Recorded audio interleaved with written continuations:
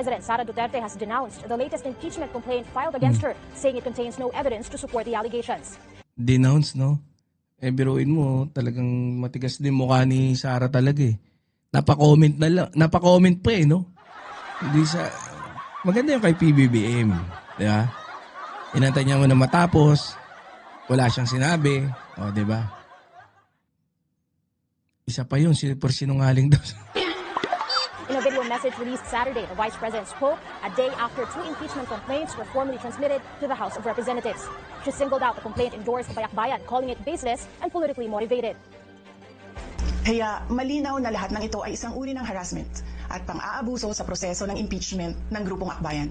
Hindi malinaw kung ano ang ipinaglalaban nila para sa kaayusan ng bayan. Pero napakalinaw ng Wait lang, AI yan. Hindi nagkakamali.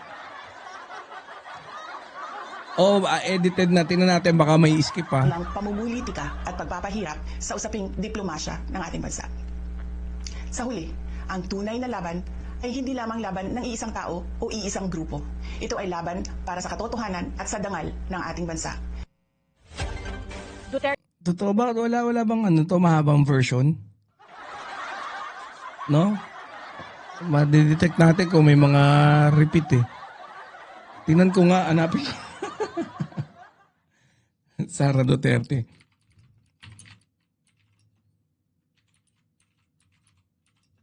Against impeachment.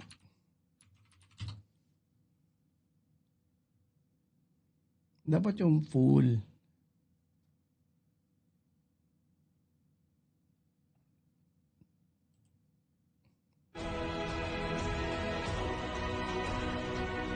Kung posibleng hindi magkamali ito eh, di ba?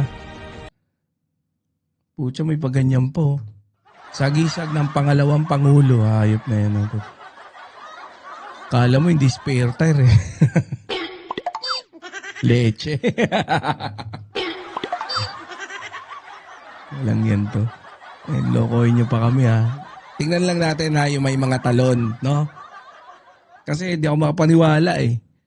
Hindi nagkakamali kasi binabasa yan. O pwede, may prompter. Assalamualaikum warahmatullahi wabarakatuh. Madayaw, umayong adlaw kaninyong tanan. Magandang araw sa inyo lahat. Ang impeachment... Mahulitin natin yan kung may tumatalon. Diba? Yun lang, tapos move na tayo sa panibagong topic. na inendorso ng Akbayan ay isang papel na walang kalakip na kahit anong ebidensyang magpapatunay sa mga paratang na isinasaad dito. Hindi na ito bago. Matatandaan na ang impeachment laban sa akin ay naging... Malamang malaki yung prompter nito, basang-basa. Sa tingin ko ha, nangayayat na rin si Sara. sagot nila sa aking pag-alis sa gabinete. Isang hakbang na isinagawa dahil hindi na maipaliwanag ng Pangulo ang patuloy na pagkalugmok ng bayan sa kahirapan dulot ng kanyang kapabayaan at bisyo. Noong 19 Gago. Dulot ng kapabayaan tsaka bisyo daw. Congress, binuksan pa nila ang isang investigation in aid of legislation. Hindi upang Ito ba yung martial law? Ang biruin mo yung vice president mo, animal eh. Di ba? lumika ng batas, kundi upang magsagawa ng isang malinaw na fishing expedition para sa planadong Hindi, pwede rin kasing magano eh. Oy, Boss Roderick Lopez, shout out. Boss Vinny! Autobots transform and roll out. Boss Desert Spring. Hindi, kasi pwede namang ipa-edit mo na lang sa AI eh. Di ba? So, gagawa ka ng video, ikakat mo, tapos palinis mo lang para yung mga talon, wala, di ba? impeachment laban sa akin. Paulit-ulit nilang ibinandera ang isyung Mary Grace Piatos bilang umano'y bahid ng katiwalian. Kahit na sa kabila ng lahat ng investigasyon ay wala silang naipakitang kahit Pero sa binabasa. direktang paglabag sa paggamit ng confidential funds. Sumunod na dito ang bentahan ng mga pirma para sa impeachment at ang mga tinaguriang for later release projects na ipinangako umano sa ilang miyembro ng Kamara upang itulang ang impeachment laban sa akin. Mga pangyayaring mismong inamin na ng ilang mambabatas sa kanilang mga naging pahayag. Mga kababayan, Oy, Boss Siljan, shout out. Anyo sa'yo. walang kredibilidad ang akbayan upang mag-endorso o magsumite ng impeachment complaint. Ilang ulit ng hayagang ipinahayag ng kanilang pinuno ang kanyang intensyong tumakbo sa pagkapangulo. Isang malinaw na indikasyon ng pampulitikang motibo sa likod ng kanilang mga hakbang. Huwag nating kalimutan ang makasaysayang talumpati noong Agosto 2024 ni Risa Ontiveros, kung saan malinaw niyang inilahad ang tunay na motibo ng akbayan bilang isang grupo. At habang ang anak niya ay may kapangyarihan pa, hindi magiging madali ang ating laban. While VP Sara is in power, the threat of a full-blown Duterte comeback is still a very real and present danger.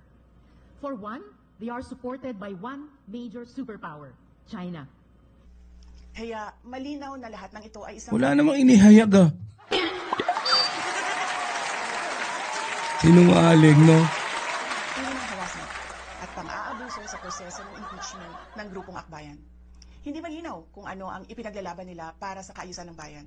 Pero napakalinaw ng kanilang pamumulitika at pagpapahirap sa usaping diplomasya ng ating. Grabe, no? Grabe, concentrate siya sa pagkaano eh. Mainit si Kayo ngayon, Banat Boy. Binanatan si Kaaruba. Ah, totoo ba? Nagbabanatan sila? Hindi ko na ba?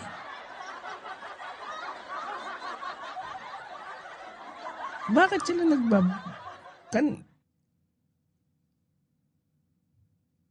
Bakit? Ba't sila nagbabanatan? Galing ni Lustay pero bobo pa rin at tanga. Hindi. Kasi binabasa lang niya. Pero nakita nyo naman di ba? Walang puso. Di ba? At, hindi, kung ako magsasabi niyan at paghihirap sa usapang diplomasya ng ating bansa. O, di ba? Kala mo may diin siya, sobrang concentrate na ayaw magkamali at pagpapahirap sa usaping diplomasya ng ating bansa. Sa huli, ang tunay na laban ay hindi lamang laban ng iisang tao o iisang grupo. Ito ay laban para sa katotohanan at sa dangal ng ating bansa. Naway magsilbi itong paalala Boss J.M. Martins. sa ating lahat na ang kapangyarihan ng impeachment ay hindi dapat ginagawang sandata ng politika, kundi isang banal na proseso para sa hustisya at pananagutan. Oh, banal.